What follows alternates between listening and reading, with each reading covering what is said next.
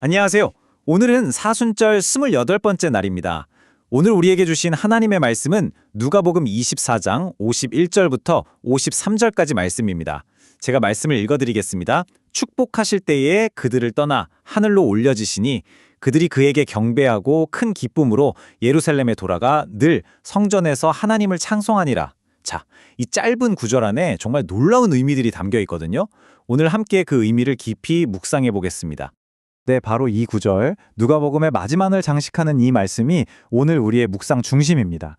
한번 생각해 보세요. 예수님이 떠나셨는데 제자들은 슬픔이 아니라 오히려 큰 기쁨으로 예루살렘에 돌아가서 늘 하나님을 찬송했대요.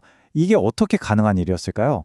그 해답을 찾기 위한 첫 번째 열쇠는요, 바로 예수님의 삶 전체가 무엇을 향해 있었는지를 이해하는 데 있습니다. 사실 누가복음의 이 마지막 부분은요, 복음서 전체를 한마디로 요약해 주는 것과 같아요. 그러니까 예수님의 삶은 단 한순간도 그분 자신을 위한 것이 아니었다는 거죠. 처음부터 끝까지 오직 하나님의 뜻을 이루기 위해 완벽하게 맞춰진 삶이었습니다. 모든 행동과 말씀이 바로 그 목적을 향해 있었던 거예요. 예수님께서 직접 이렇게 말씀하셨죠? 모세의 율법과 선지자의 글과 시편에 나를 가르쳐 기록된 모든 것이 이루어져야 하리라. 바로 이겁니다. 구약 성경 전체가 아주 오랜 시간 동안 그려왔던 그 큰 그림을 예수님께서 당신의 삶으로 완벽하게 완성하신 겁니다. 이 부분이 참 놀랍지 않나요? 예수님은 두 가지 역할을 동시에, 그것도 완벽하게 해내셨습니다. 사람들에게는 하나님의 사랑과 자비가 어떤 것인지 온전히 보여주셨고, 동시에 하나님께는 인간이 마땅히 드려야 할 순종과 의로움이 무엇인지 그 완전한 본을 보여주셨죠. 그야말로 하나님과 우리 사이에 완벽한 다리가 되어주신 거예요. 그런데 말이죠. 이 완벽한 삶, 하나님의 뜻을 따르는 이 길에는 고난이라는 과정이 필수적으로 포함되어 있었습니다. 이 고난은 과연 우리에게 어떤 의미가 있을까요? 여러분, 성경은 모든 고난을 다 똑같이 보지 않습니다. 여기 보시는 것처럼 우리의 죄나 이기적인 욕심 때문에 겪는 어려움은 부끄러운 거죠. 하지만 그리스도를 따르기 때문에 하나님의 뜻대로 살려고 애쓰다가 겪는 고난은 차원이 다릅니다. 그건 절대로 부끄러운 게 아니라 오히려 정말 명예로운 일이라는 겁니다. 바로 이 영광스러운 상처라는 개념이 정말 중요합니다. 왜냐하면 그 상처야말로 우리가 누구에게 속해 있는지를 보여주는 흔적이자 우리가 믿음의 길을 제대로 걷고 있다는 분명한 증거가 되기 때문이죠. 여기서 잠시 우리 자신을 좀 돌아보면 좋겠습니다. 내 삶의 어려움들, 내가 가진 그 상처들은 과연 무엇 때문에 생긴 걸까요? 나의 야망과 욕심 때문인가요? 아니면 그럼에도 불구하고 주님을 따르려는 몸부림 속에서 생긴 걸까요?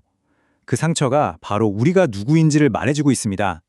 여기서 진짜 중요한 건 그리스도를 따르는 삶에서 겪는 고난이 결코 허무한 끝이 아니라는 사실입니다. 오히려 영광으로 나아가기 위한 과정의 일부라는 거죠. 예수님의 순종은 십자가의 고난으로 이어졌습니다. 하지만 거기서 멈추지 않았죠. 반드시 부활의 영광이라는 열매를 맺었습니다. 이 순서는 절대적이에요. 고난이 먼저, 그리고 그 뒤에 영광이 따라옵니다. 핵심은 바로 이거예요. 십자가와 부활은 절대로 분리해서 생각할 수 없는 하나의 사건이라는 겁니다. 십자가 없는 부활의 영광은 없고 부활이 없는 십자가의 고난은 의미가 없죠. 우리 믿음은 이 둘 모두를 온전히 붙드는 것입니다. 그래서 우리가 그리스도를 따른다고 말할 때 그건 단지 좋은 일, 영광스러운 일에만 동참하겠다는 뜻이 아닙니다. 그분의 십자가 고난에 기꺼이 참여하고 또 그 능력으로 말미암은 부활의 생명에도 참여하는 것, 이 모든 것을 의미하는 거죠. 자, 그럼 이 모든 사실을 이해한 우리는 이제 어떻게 살아야 할까요? 예수님께서는 우리에게 아주 명확한 역할을 주셨습니다. 아주 분명하고 강력한 말씀이죠. 우리는 그냥 구경꾼이 아닙니다. 우리는 증인으로 부름받았습니다. 우리가 보고, 듣고, 경험한 것을 세상에 증언해야 하는 사람들이라는 거죠. 그럼 뭘 증언해야 할까요? 바로 이 내용들입니다. 그리스도께서 고난받으시고 부활하셨다는 이 놀라운 사실, 그리고 그분의 이름으로 죄 사함을 얻게 하는 회개의 메시지가 온 세상 모든 민족에게 전파되어야 한다는 것을 증언해야 합니다. 이것이 바로 우리의 사명입니다. 이제 다시 맨 처음 우리가 읽었던 말씀으로 돌아가 보겠습니다. 이 모든 것을 깨달은 제자들이 보였던 최종적인 반응은 과연 무엇이었을까요? 네, 우리의 부르심은요. 이 모든 일의 증인이 되어서 어떤 슬픔이나 의무감 때문이 아니라 정말 마음속 깊은 곳에서부터 솟아나는 주체할 수 없는 큰 기쁨으로 어떤 상황과 환경에 있든지 언제나 늘 하나님을 찬송하는 삶. 이것이 바로 제자들이 보여준 삶의 모습이고 오늘 우리를 향한 부르심인 줄 믿습니다. 마지막으로 이 질문을 여러분 마음에 남겨드리고 싶습니다.